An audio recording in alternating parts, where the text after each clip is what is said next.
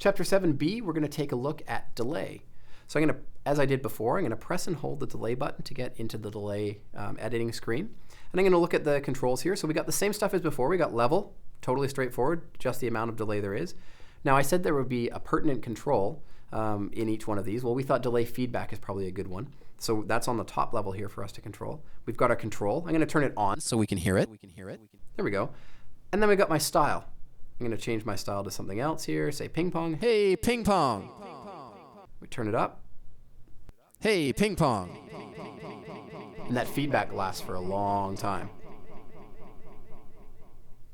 So then you say, okay, I've turned this down.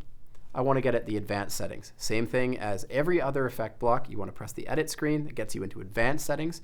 I can mess with the dry level here. So this is the amount of the dry signal. If I set up say a single quarter note delay, I'll kind of show you how this works. Or maybe a big long delay, maybe a half note. That'll be good. And I'll make it quite loud with not a lot of feedback here. Check, check, check. So it's pretty obvious. When I go into the edit screen, I can turn the dry level down. You won't hear my voice until the delay. Check, check, check, check. Try singing like that. That'd be kind of hilarious. All right, let's turn it back up here.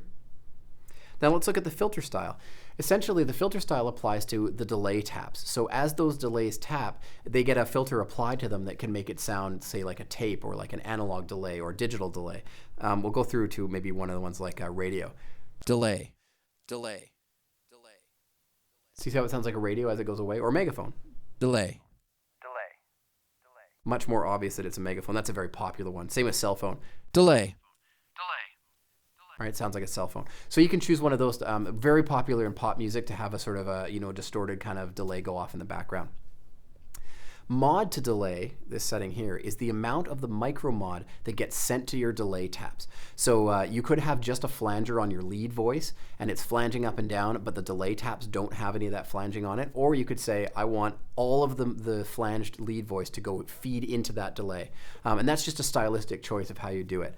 0 dB here means all of it. All of the micromod is coming, the full level of micromod is coming into the delay. If I turn that down, I can actually turn it to off, and then that micromod doesn't affect the delay taps. And that'll be something you can mess around and try yourselves. Same with width here. We talked about width in the micromod block. It's how wide it is. If you've got a ping pong delay that's going back and forth, how wide is it? How narrow is it? You can make it, anywhere in between. It's basically a width that starts and then narrows and starts, and you're not doing the left and right. You're doing the pair of them panned like that. Tempo, quite obviously, if you're setting the tempo manually, you just set it right here. You could store it to the preset. It will remember it as long as global tempo is turned off. It will adhere to these tempos. If global tempo is turned on, it will not. The division here, you can set your division as well.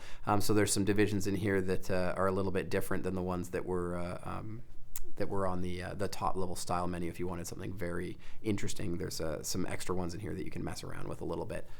And that takes us to the end of the delay menu.